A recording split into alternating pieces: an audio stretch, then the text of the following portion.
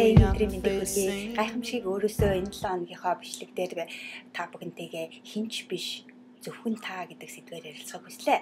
Та амьдрал дээр хэн нэгнийг эсвэл ямар нэгэн зүйлийг буруутгадаг уу?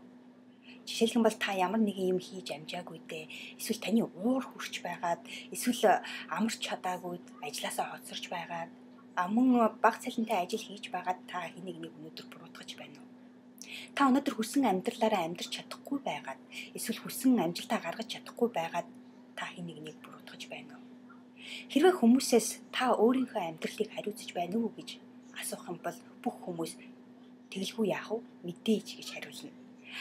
Тэгсэн мөртлөө ихэнх хүмүүс эргэж хараад хэн нэгнийг эсвэл ямар нэгэн зүйлийг шууд буруутгаж эхэлдэг.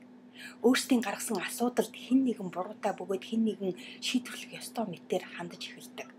Тэгэхээр өнөөдрийнхөө бичлэг дээр би юу хэлхийг хүсэж байна вэ гэвэл танаас өөр хинч таны амьдралыг хариуцахгүй. Танаас өөр хинч таныг ад жаргалтай болгож чадахгүй. Бусдыг буруутгаснаар та бусдад болон бусад зүйлс таны амьдралыг хариуцах тэр хүчийг өгч байна гэсэн үг. Харамсалтай нь бусад болон бусад зүйлс тэр хүчийг авснаа ч мэддэггүй. Зөвхөн таны оюун ухаанд хэн нэгэн ямар нэгэн зүйл таныг ад жаргалгүй болгоод байгаа юм шигээр санагдаад байгаа болохоос биш, үүндээ энэ бодол бол худлаа. Зөвхөн та өөрийнхөө амьдралыг хариуцна. Ямар нэгэн юм буруутлаа гэхэд зөвхөн та түнд буруутай. Хоцорсон, мартсан, чадаагүй бол зөвхөн таны буруу, өөр хинч биш. Та буруутай.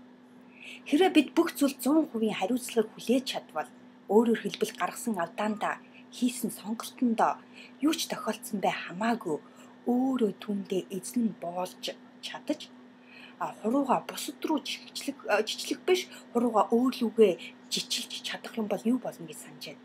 2-3 жилийн дараа бах байдгаараа амьдрал ийм тийм байна, ийм тийм байгаад энэ тэр буруутай гэж тайлбар тавиад сууж байх биш, харин гаргасан амжилтаа тэмдэглэж байх болно гэж боддоо. Тэгэхээр бид бүгд You got to be so strong.